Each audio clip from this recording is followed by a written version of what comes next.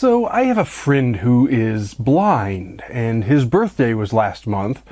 I couldn't think of an appropriate gift, so I just bought him a cheese grater, as you do. But he said it was the most violent book he's ever read.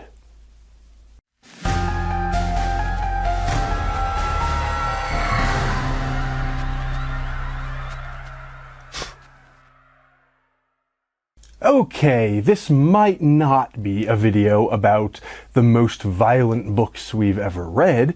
In fact, I've already made 2 videos along those lines, and I'll probably do it again. But instead, for today, we're looking back at the books that I read most recently, violent or otherwise. Some of you may have noticed that I missed a couple of months in these monthly book review videos. It's not that I've been slacking off, and it's certainly not that I haven't been reading. Trouble is, I was mostly reading manuscript submissions for Polymath Press, my new publishing house, which you can check out linked down in the What's It. On the positive side, that means there are some very exciting new books coming out soon. Among the manuscripts I've been reading were some real winners, and I have just signed contracts with several wonderful authors. But on the unfortunate side, those books aren't out yet and haven't actually even been officially announced yet, so I can't really include them in a review video. But now I've mostly got caught up on those, so even though they are still coming in, I am managing to find some more time to get back to some other reading. And that's what we're talking about today. Today's video is my monthly, or in this case monthly-ish, review video of all the books I've read over the previous month. Or in this case, over the last, I guess, 6 to 7 weeks or so. Often, I present these books in chronological order in terms of my reading of them, but that ship sailed for this month a long time ago, so I'm just going to throw them at you in an order that sort of makes sense to me at the moment. However, I do think there's some interesting stuff in this month's review list, so if you're interested in checking any of these books out for yourself, as you really ought to be in at least some of these cases, I've linked all of them for you down in the What's It, which is, I think, the best way to buy your own copies. While you're down there, you can also subscribe, ring my bell, give me the thumbs up, and write something in the comments section. But advertising aside, let's get right to the books. First up was one that came out of one of the Nightworms packages recently, and that's Where the Dead Wait by Ali Wilkes. I was really excited to read this one because it's Arctic period nautical horror, and I love all 4 of those things, so the combination thereof really ought to make for a new favorite for someone like me. In this case, I'll tell you right from the start that it's not a new favorite, but that doesn't mean it's terrible either. To begin on the positive side, those 4 elements, Arctic period, in this case the late 1800s, nautical, and horror, are all on full display in this novel, and they do indeed blend together in the way that I felt like they ought to. Each element contributes to the isolating and forbidding environment. Never mind the horrors themselves, although there are indeed some horrific things afoot. The setting itself in this novel is the stuff of nightmares. I also like that the novel is a bit of a slow burn. Though there's a terrifying hook right at the start in the first chapter or so, it then takes its sweet time leading us to what the real horror of the novel is going to be about. And I think that's wonderful. Horror novels often fail when they reveal the villain or monster too early, and that we're kept guessing, getting only small clues parsed out here and there for much of the novel's length, serves quite well. However, for a slow burn novel to really be effective, one has to deeply care about, not necessarily to like, but at least to care about, the characters being described while we wait for the action to start. And in this case, I think that's where the novel fails a bit for me. It's not that I find the characters unlikable per se, It's actually a decent mix in that regard, some likable and some not, but I just didn't find most of them particularly interesting. Indeed, I found it difficult to distinguish between some of the characters for substantial portions of the novel. When combined with non-linear story development, I often struggled to remember who was doing what in which timeline. Itself, that might not particularly bother me, except that I never really got interested enough to expend the mental effort to solve the puzzle. So the result is something of a mixed bag. The setting is great, the prose is reasonably strong, although perhaps a bit overwritten at times. Each individual scene contains something I love, but the sort of gestalt of the novel just never quite came together for me. I'm certainly glad to have read it, and I'd happily read the author again, but it's ultimately not quite the period nautical Arctic horror masterpiece I was hoping for. Next up is one from an author who is featured in my own Arithmophobia anthology of mathematical horror stories. That author is Miguel Fligger. His story in that book, which he co-wrote with Mike Slater, is called Splinters and was a wonderful Lovecraftian mathematical philosophical treatise of sorts that leads us right into the heart of terror. Turns out, both of those authors have also written Lovecraftian cookbooks. I read Mike Slater's Necronomnom before and quite enjoyed it, so I was certainly pleased to find that Miguel has also written one. It's called Cooking with Lovecraft, Supernatural Horror in the Kitchen. Here's the thing about cookbooks. They're not usually meant to be read cover to cover. Often I tend to do so, particularly when it comes to a themed cookbook like the Necronomnom or this wonderful little book. But mostly they're meant to be references you pull from here and there as you see fit. But that's not really the case with Cooking with Lovecraft, because this is not just a cookbook, although it is that, but it's also a book about cooking. It's the kind of book that's genuinely delightful to read. I'll tell you, I particularly enjoyed a tale in which a 419 scammer accidentally gets involved with none other than a member of the Marsh clan of Shadow over Innsmouth fame, or perhaps infamy. Let's just say I don't normally like to engage in schadenfreude, but I make an exception for those kinds of scammers. But that gives you some idea what this book is like. Not every chapter is simply a recipe. Some of them are.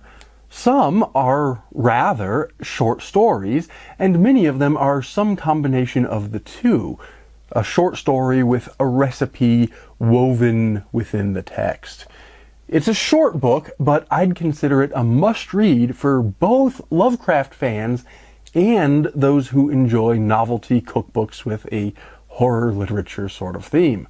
It makes a perfect companion to Slater's Necronomnom, for those of you who've read that, probably better known offering, but it's also wonderful as a standalone piece. Admittedly, I have not yet cooked any of the recipes from the book, not yet, but I did study them with a reasonably well-trained home chef's eye, and I've already singled out a few that look particularly delightful. You really want to get a copy of this book. At some point, I'll get around to cooking some of those recipes from here and from some of the other horror cookbooks.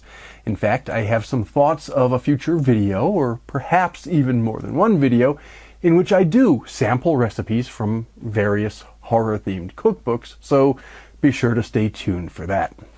While we're on about cookbooks, I found this delightful book called Cooking 101 by Chef Jean-Pierre. I've been watching this chef's videos on YouTube for a while now, and so I wanted to check out his cookbook from 20 or so years ago. At the time, I think this was probably fairly revolutionary because not only is it a cookbook, clearly, but it also comes, as you can see, with 5 DVDs in which the author visually demonstrates some, but not all, of the book's recipes. Overall, this is a pretty good beginner-level cookbook. Though I wouldn't consider it a complete course in cooking, it does do a good job of explaining not only the recipes themselves and some basic cooking techniques, but also some of the reasons why one would prepare a dish in a particular way or use a particular ingredient or a particular tool or a particular technique. The selection of recipes is solid, and though it's not the most extensive collection of dishes I've ever seen in a cookbook, they're presented in a delightfully humorous way by a chef whose passion for cooking is infectious. If you've been watching Chef Jean-Pierre's online videos for a while, there's not a whole lot of new information here, but fans will enjoy having his book in their library, and people who haven't seen his work before will quite enjoy his style. Okay, so the next several books require some explanation because they're going to follow a common theme for me, and their connection to horror makes sense to me, but probably needs to be clarified so it'll make sense to y'all. Though, of course, if you've been around here for a while, you know that while horror is the subject of the channel, and it is what I usually read, I'm not shy about throwing in reviews for some other books as well, obviously. And that is going to be the case here with these next few books. The explanation I mentioned has to do with an ongoing project of mine to gain a deeper understanding of the world of demonic possession and exorcism as believed and practiced in a variety of different religious traditions, but particularly the Roman Catholic tradition. Between my horror obsession and my work with the Rocky Mountain Paranormal Research Society, I am probably a lot more expert on the subject than most people, at least from a literary and academic perspective, but I've never really felt like I really truly understood the subject. And I should also clarify that I'm not making any religious arguments here for or against any particular religious belief or practice. I just want to understand what people believe, what they do, why they believe and do those kinds of things, how they practice those things. I'm not saying you should or shouldn't believe in any particular religion or doctrine. With those caveats out of the way, I have read some books by exorcists in the past, some of which I've reviewed in previous videos, but I've generally found them fairly unimpressive. They repeated the things I already knew, but never really let me get deep into the subject. So I found a series of books that I thought would help me really get there. So first, I thought maybe I should just go right to the source. I've read the Bible before, so I'm well versed in the various passages that at least hint at something like the ritual of exorcism. And of course, I've read the psychological and psychiatric literature, which often explains that some similar form of exorcist-like ritual exists in most cultures, and that much of psychology grew out of those ideas and practices over the centuries. But I wanted to know specifically about Roman Catholic teaching on the subject.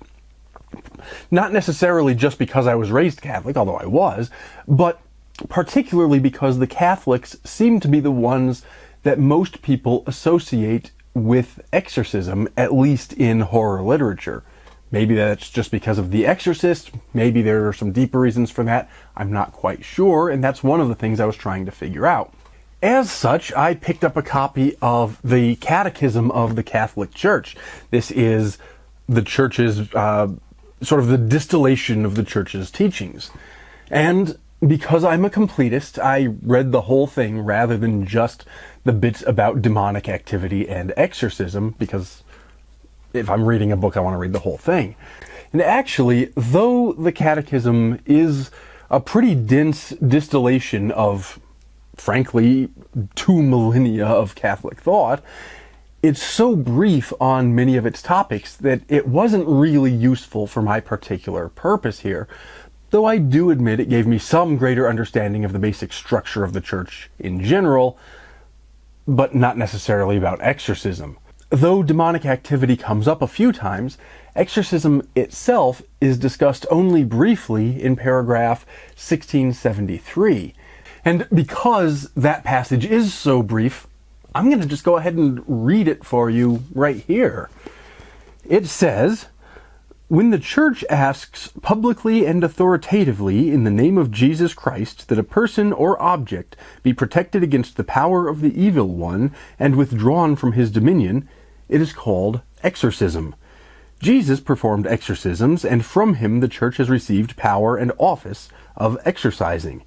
In a simple form, exorcism is performed at the celebration of baptism. The solemn exorcism, called a major exorcism, can be performed only by a priest and with the permission of the bishop. The priest must proceed with prudence, strictly observing the rules established by the Church. Exorcism is directed at the expulsion of demons or to the liberation from demonic possession through the spiritual authority which Jesus entrusted to his Church. Illness, especially psychological illness, is a very different matter. Treating this is the concern of medical science. Therefore, before an exorcism is performed, it is important to ascertain that one is dealing with the presence of the evil one and not an illness." All that said, I'm not going to presume to review a book like the Catechism of the Catholic Church. Let's just say whether you like it or not is going to depend on your own religious views. But I will say that if you're interested in religious thought, regardless of your own particular views, it's at least worth reading for that reason, because something I've discovered over the years is that most people barely even understand their own religions at a deep level, much less anyone else's. So when a church takes the time to sort of put down all of their teachings, if you want to understand that church, you might as well start with what they have to say about themselves. Anyway, next I picked up a copy of The Roman Ritual. It's this 3-volume set here. Now, the Roman Ritual is the book that Catholic priests use to perform the various rites of the Church. Not just exorcism, but that is included in Volume 2. And I figured as long as I was reading part of it, again, I might as well read the whole thing. As I said a minute ago, I tend to be completist in my reading. This particular edition was prepared by a man named Father Philip Weller, and this is a version that predates the revisions of the Second Vatican Council, so it reflects a time in which the rituals were written and performed in Latin. But what Father Weller did in this edition was to present the Latin text alongside an English translation. So you have the Latin on one side and the English on the other, and that makes it perfect for someone like me who's interested in the history, yes, but also not nearly fluent enough in Latin to be able to read it without this kind of assistance. Anyway, Volume 1 here contains the rites for the sacraments and processions. Volume 2 has the rite of burial, exorcism, and blessings that are reserved for specific orders of priests. And Volume 3 has general blessings. It was actually quite interesting to read through, and I'm glad I read the whole thing instead of just the chapter about exorcism that initially caught my attention. But of course, again, actually reviewing something like this doesn't make a whole lot of sense, particularly on a horror channel. If you're Catholic, these are the rituals. That's kind of all you need to know about them. And if you're not, then either you're interested in them academically or not at all. It's not like one can criticize the author's plot development or something like that. But one word that I will say by way of review is that if you're looking for an edition of the Roman Ritual, this edition by Father Weller is a good one for those of us who speak English but appreciate reading as much Latin as we're able to sort of parse out.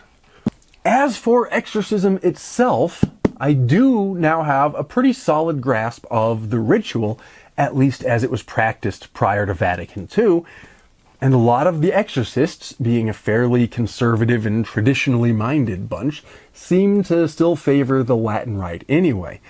But I still wanted to understand more of the reasoning behind it. This is the ritual, but that doesn't really tell me the reasoning. And I certainly wanted to know more about the case studies if I could ever get my hands on them. Toward that end, a book that caught my eye along the lines of explaining in more detail was this Dominion by a Father Chad Ripperger.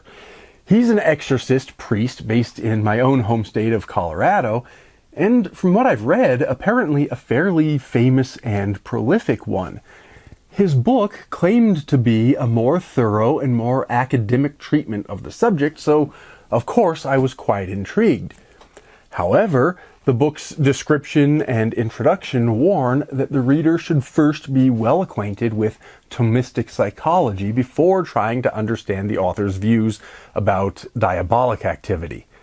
And while I do, to be completely honest, have a very extensive background in psychology, that is, general psychology, and I did know a little bit about Thomistic philosophy, Thomistic psychology was a fairly new subject to me, so I actually began with the same author's other book, Introduction to the Science of Mental Health, per the author's own recommendation, and so we're going to begin our discussion here.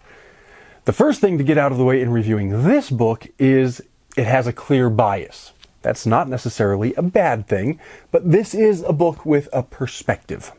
This is not a text on psychology. It's a text on Catholic psychology, and specifically the psychology of St. Thomas Aquinas. And while there is substantial overlap between psychology and Catholic psychology, of course, there are points of contention between the author's Thomistic perspective and what one might call a more mainline secular perspective on psychology. But while I don't think that makes for a bad book by any means, I do somewhat question the book's title, because though the author does discuss psychological science to a certain degree, it's also clear that he's not particularly interested in modern advances in psychological science. Some of them he simply ignores because they're not part of the more theological approach to psychology he's describing. Things that he ignores would be things like neuroscience. He doesn't object, but he does not discuss them in any detail. Others he treats with some disdain. And while some of those criticisms are absolutely valid, the medicalization of psychology, for all the wonders it has produced, has also left many psychological patients bereft of the kinds of more philosophical, or to the religious individual, theological meaning that could support mental health in a way that, frankly, over-reliance on pharmaceuticals seems to be failing to do. On that note, I would also recommend you read Viktor Frankl for a more nuanced and secular, but still friendly to religion perspective on that type of psychology.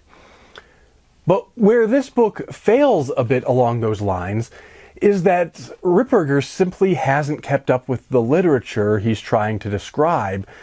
He does an excellent job of presenting the Thomistic perspective on psychology, but he dismisses, or at best pays lip service to, the more than 750 years of subsequent thought. Freud and Jung are rightly dismissed for their worst ideas, but the author also seems to fail to realize that, particularly in the case of Jung, much of Jung's thought is surprisingly close to the author's own, but just expressed in very different kinds of language. Similarly, and on the other side of the question, the author conflates mainstream psychology with fringe parapsychology on numerous occasions. And his point is to debunk this, what he considers to be mainline psychology, but he's doing that by way of debunking the fringe. So to say that that this is a good introduction to psychology is, well, it's a good introduction to a particular branch of psychology, but would leave you with misunderstandings of psychology in general. That's not to say it's a bad book. It is dry, overwritten, and badly in need of an editor, but it also makes some remarkably astute points and contains a reasonably well-rounded summary of Thomas Aquinas' thoughts on psychology and mental health. It's just not a good introduction to the science of mental health, as the title would suggest. But while demonic influences on psychology do get a chapter in that book, the real reason I read it was just to prepare myself, per the author's own recommendation, to get to Dominion. And that one, I have to say, I liked a lot more. I went into this book hoping to really get a complete picture of what Catholic exorcisms look like. On that, I was fairly disappointed. Case studies are essentially non-existent, and to the extent the author does describe what an exorcism ritual looks like, and by that I mean the entire process, not just the ritual itself, but the whole thing, beginning with diagnosis, through the ritual itself, and ending with whatever aftercare might seem to be in order. This book doesn't really tell me any more than I'd already read in other, more accessibly written, more popular books. Where this book does provide a wealth of information is in the deeper theology behind the Catholic belief regarding demonic influence and exorcism. Don't expect to learn what an exorcism looks like. Don't expect to see any evidence for or against any case of alleged demonic activity. But if you want to know what the Catholic clergy really thinks about the world of the demonic, this is probably the best introduction to that I've ever read. Like the author's other book, it's fairly dry and repetitive, so I can't say it's the most pleasant of reads, but it absolutely is interesting when it comes to the depth of the author's analysis of the theological questions like, why would God allow demonic influence? What are the limitations on demonic activity? That sort of thing. So, at the end of the day, I'm still on a quest for really good documentary evidence around exorcisms, but that sort of brought my particular quest to a close for this month. I did throw in this Blessed Trinity book of Catholic prayers to see if it contained any interesting deliverance prayers or prayers against demonic influence intended for lay people. And it's got a couple of things like that, but not much, so I don't really have much to offer by way of review, as it's not really relevant to my horror-obsessed quest to understand exorcism. Then, getting back to fiction, I decided it was time to reread a classic, and whether we call it horror or not is probably going to be a point of contention. I can predict that already, but I'm going to insist that it is horror. That novel is Dostoevsky's Crime and Punishment, one of my personal favorites, though I hadn't read it in many, many years, so it was due for another look, another reread.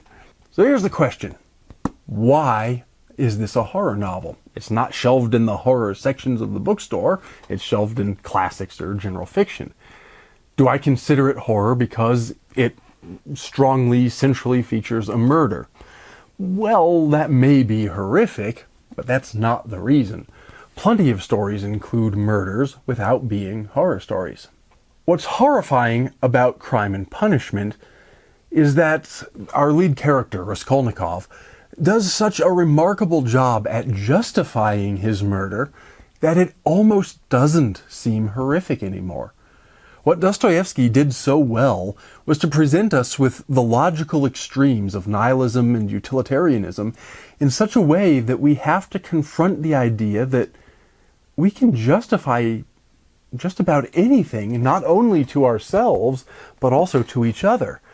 By the time the murder takes place, a few chapters in, Raskolnikov already has the reader fairly convinced it's morally acceptable. And as the novel continues, his arguments get even better. That's a frightening enough thought in and of itself. And yet, as the novel progresses, Raskolnikov, though still convinced of his self-justifications, completely undoes himself. He's gotten away with the murder. He's completely gotten away with it. But the entire novel, he spends the whole length, all 670 some pages, haunted by the murder, even though he believes his own self-justification, and even though he has escaped justice. He thinks it was the right thing to do, and the police aren't coming calling anymore. If it seems like under those circumstances, that's it. You're home free. But Raskolnikov isn't. I won't spoil the ending in case you haven't read it, but I honestly think that's where a lot of the real horror lies, is how, despite all of these arguments, all of these powerful arguments to the contrary, Raskolnikov is punishing himself for a crime that he doesn't even really seem to believe was a crime. These are horrifying thoughts to deal with. As much as I love ghosts and zombies and devils, the real horror, it seems to me, is what we can convince ourselves of and what we can do to ourselves when we act outside of the boundaries of acceptable behavior, whether or not we believe those behaviors to actually be breaches of acceptable behavior.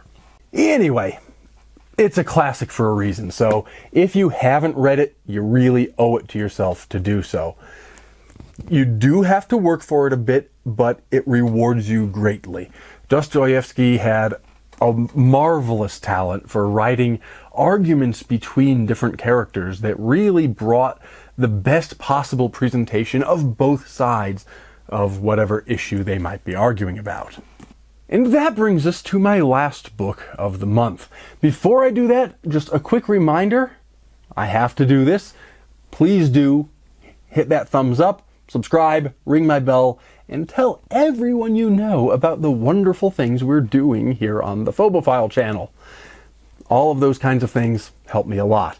And of course, also reminding you that there are links to all of these books down in the What's It, along with links to my own books, and clicking on those links, buying books, is another wonderful way to support what I'm doing, while also getting some great books for yourselves.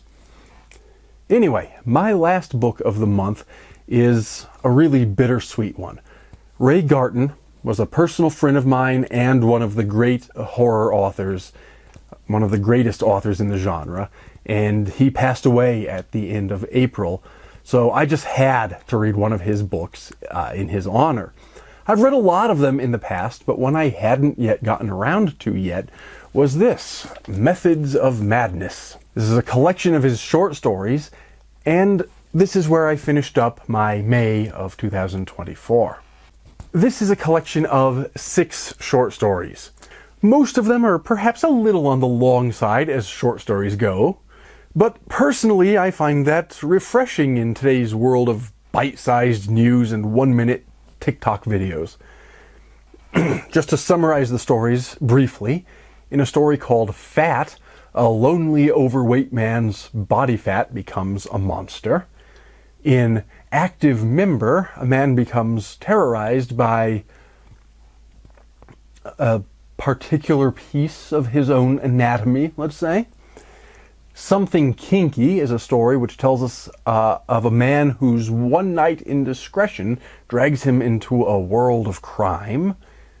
Cinema, spelt with an S, S-I-N-E-M-A, follows a Seventh-day Adventist boy who only wants to watch movies, which he's forbidden to do by his religious community, and he ends up involved with a small-town predator.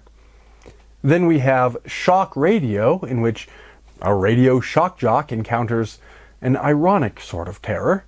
And finally, we finished up with a novella called Dr. Crusadian's Method, in which abusive parents are confronted by this mysterious Dr. Crusadian who promises to solve their problems. This, in all honesty, is what horror ought to be. It never shies away from sex, violence, and gore.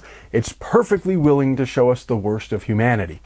But, at the same time, it doesn't merely revel in those things to the exclusion of genuine plot or character. Despite these stories' short length, The characters are well crafted and believable as human beings. The plots are complete, and at least in a few cases, quite haunting even after you've finished reading them. Ray Garton was one of the best of us. I've honestly never disliked one of his books, and this is certainly no exception. I don't honestly know how readily available this one is. It was published several years ago, but I'm sure there are copies out there, and if you can find one, you need to read it. So that brings us to the end of another month of book reviews. I've already started my reading for June, and it's shaping up to be a good month as well. But for now, as always, take care and stay scared.